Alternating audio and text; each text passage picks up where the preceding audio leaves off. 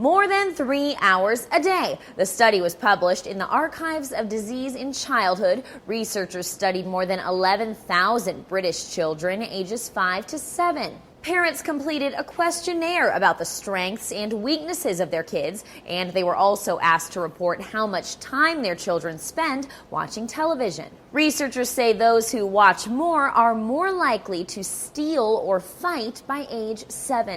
Then again, they say the overall likelihood of that antisocial behavior is pretty low. And a writer for The Atlantic says the risks discovered are not significant. They failed to look at the content of the shows and games occupying their subjects' time. And all things considered, a mother and blogger for Mother Nature Network says the real danger of too much TV is obesity.